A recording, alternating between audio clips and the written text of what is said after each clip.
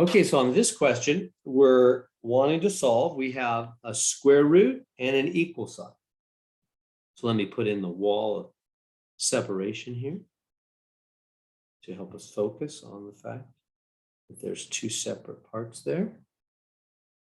Okay, so how do we solve a problem that has a square root and an equal sign? Well, let me write it over here. Square root with an equal sign. What do we do? Step number one is to get the root alone. So I'm going to have to add x to both sides. And the reason I'm doing that gets rid of this, and that gets the root alone. Like so, minus 27 minus 6x equals, and the other side is x plus 3, or 3 plus x. You can write it either way, right? X plus 3, 3 plus x, whatever, doesn't matter. Do you see what we're doing? We got the root alone. See how this square root's alone? He's all there is on his side of the wall. That's always step number one. Step number two, we're going to go parenthesis 2 power, parenthesis 2 power, both sides. So parenthesis 2 power, parenthesis 2 power, both sides. Okay, and you know what a 2 power does? It makes there be two of them. Oops. So we get minus 27 minus 6x, minus 27 minus 6x. And the other side, we get x plus 3, x plus 3. Okay, so what's going to happen here now? So now it's going to be a 2 for 1, right? We have two of these guys inside. That's going to lead to one of them outside, right? Two inside of the root leads to one outside of the root.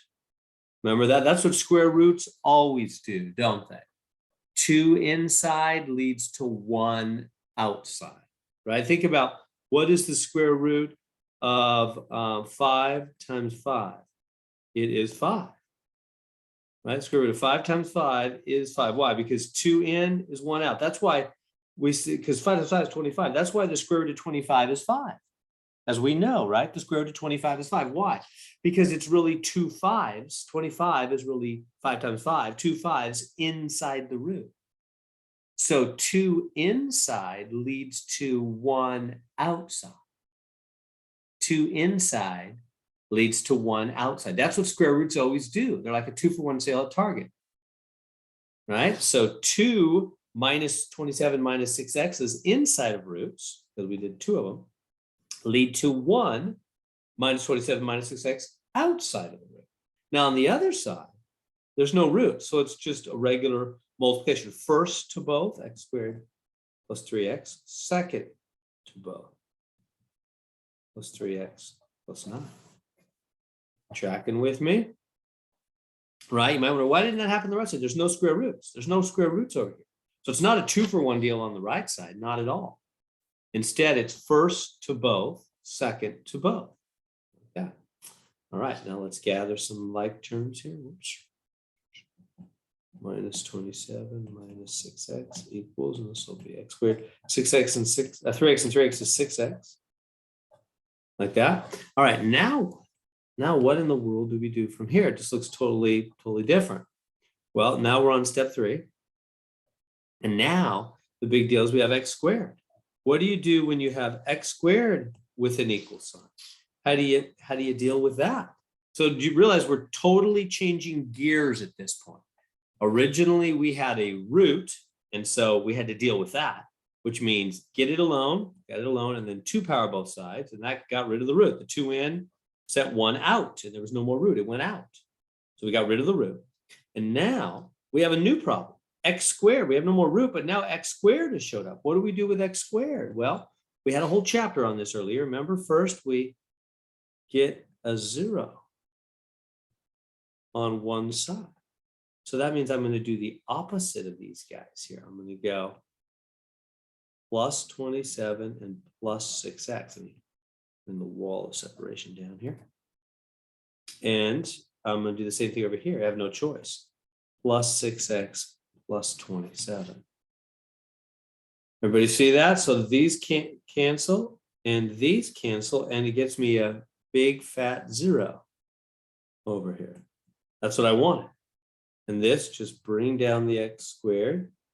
6x and 6x add to be 12x. 9 and 27 add to be 36.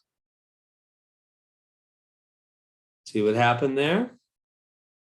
X squared came on down. 6x and 6x made 12x. 9 and 27 made 36. So I just added 27 and 6x to both sides. Why? To get a 0. I have to get a 0 on one side. And then step B, factor. You know, with the 2 parentheses kind of thing. So 2 parentheses, and we're looking for what? Multiplies, adds, multiplies.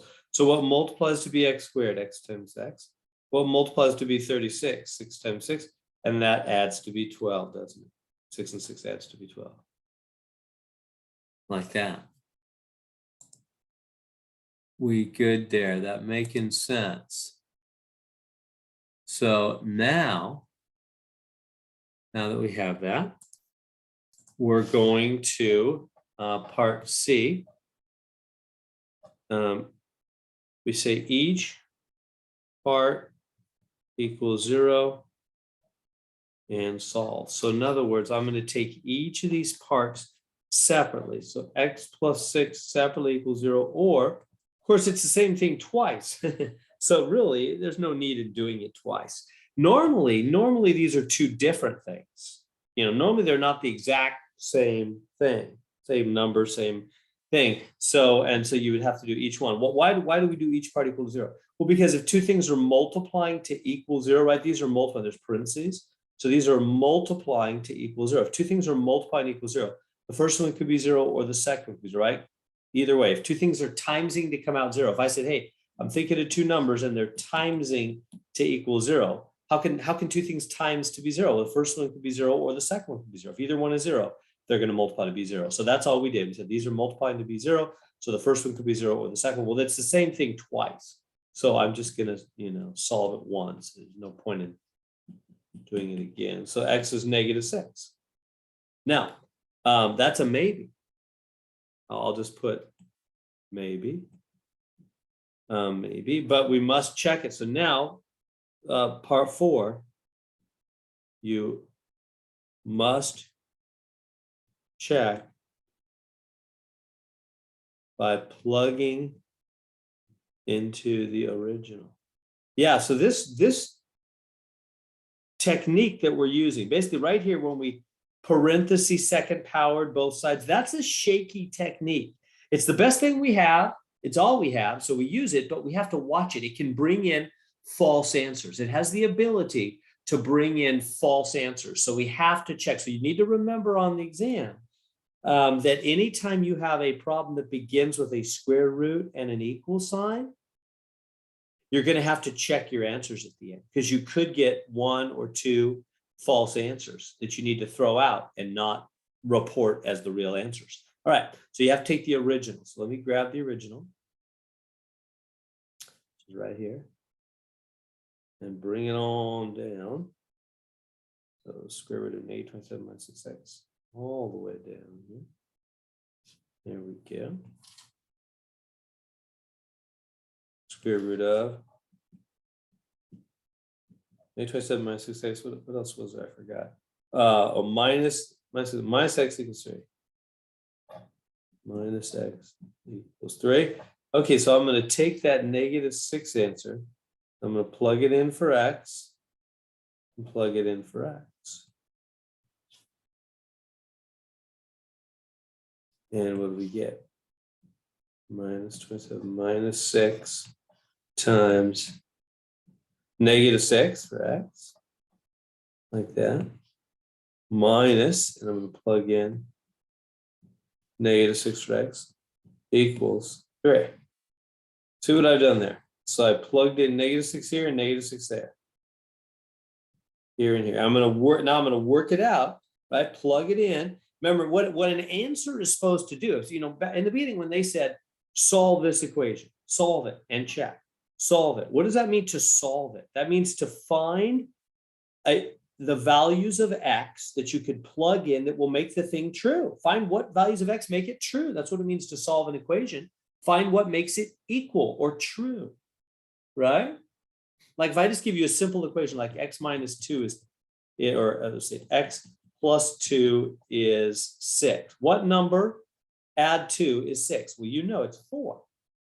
4 add 2 is 6. So the answer to that equation is 4 because 4 is what makes it true. Well, that's what it means to solve even harder equations like this one, is to find what values of x make it true. So we're checking to see if this maybe answer negative 6 really makes it true. I plugged it in for x. Let's see if it really makes it true.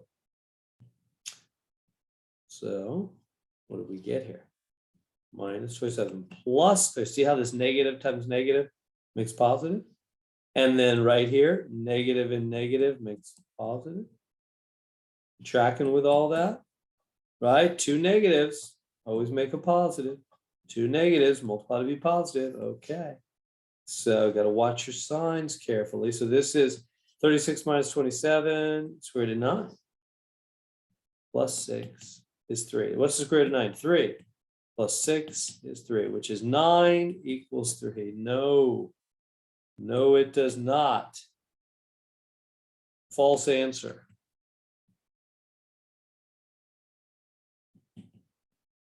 Throw it away.